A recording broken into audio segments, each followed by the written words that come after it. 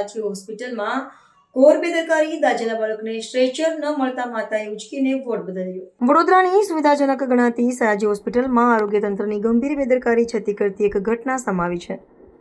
તાત્કાલિક સારવાર વિભાગમાં પ્રાથમિક ઉપચાર બાદ એક દાઝેલા માસૂમ બાળકને બાળરોગ વિભાગમાં સ્થળાંતરિત કરવા માટે સ્ટ્રેચર કે વ્હીલચેર જેવી પાયાની સુવિધા ન મળતા માતાએ પોતાના બાળકને ખોળામાં ઉચકીને લઈ જવાની નોબત આવી હતી. આ અમાનવીય પરિસ્થિતિનો વિડીયો સોશિયલ મીડિયા પર વાયરલ થતાં હોસ્પિટલ પ્રશાસનની કામગીરી અને દર્દીઓ પ્રત્યેની સંવેદનશીલતા સવાલોના ઘેરામાં આવી છે. વાયરલ દ્રશ્યમાં સ્પષ્ટ જોઈ શકાય છે કે દાઝેલા બાળકને ગ્લુકોઝની બોટલ ચાલુ હોવા છતાં યોગ્ય તબીબી વ્યવસ્થાના અભાવે પરિવારજનોએ તે બોટલ હાથમાં પકડી રાખીને વોર્ડ બદલવા ભટકવું પડ્યું હતું. મધ્ય ગુજરાતની સૌથી મોટી સરકારી હોસ્પિટલમાં દર્દીઓ માટેની મૂળભૂત સુવિધાઓનો આવો સદંતર અભાવ દર્દીઓના સ્વાસ્થ્યને સીધા જોખમમાં મૂકે છે. દાઝેલા દર્દીને અત્યંત સાવચેતીપૂર્વક ખસેડવાનો હોય છે ત્યારે તંત્રની આવી વ્યવસ્થાકીય ઉદાસીનતા દર્દીઓ અને તેમના પરિવારજનો માટે શારીરિક અને માનસિક ત્રાસ સમાન બની ગઈ છે.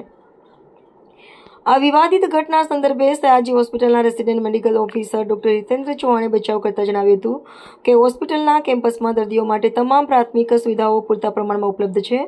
તેમના મતે કેટલીકવાર દર્દીના સગાઓ ઉતાવળમાં હોવાથી વ્યવસ્થાની રાહ જોયા વિના દર્દીને જાતે જ ઉચકી લેતા હોય છે. જોકે તેમણે વાયરલ વિડીયોની ગંભીર નોંધ લઈને સમગ્ર મામલે તટસ્થ તપાસ કરવાની ખાતરી આપી છે, જેથી ભવિષ્યમાં આવા બનાવોનું પુનરાવર્તન ટાળી શકાય.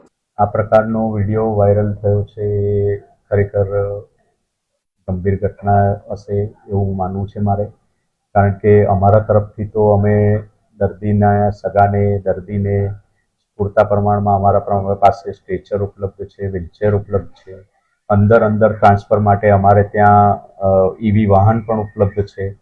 તેમ છતાં પણ આવી ઘટના બને તો ખરેખર અમને દુઃખ થાય છે.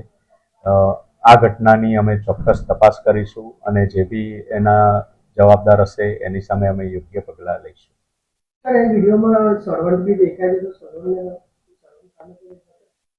જે પણ જવાબદાર હશે એની સામે અમે ચોક્કસ પગલાં લઈશું, કારણ કે આ પ્રકારની ઘટના બનવી જ ન જોઈએ એવું મારું અંગત માનવું જ છે અને એના માટે જે બી જવાબદાર હોય એને હું ચોક્કસ જે બી હશે યોગ્ય પગલાં અમે લઈશું.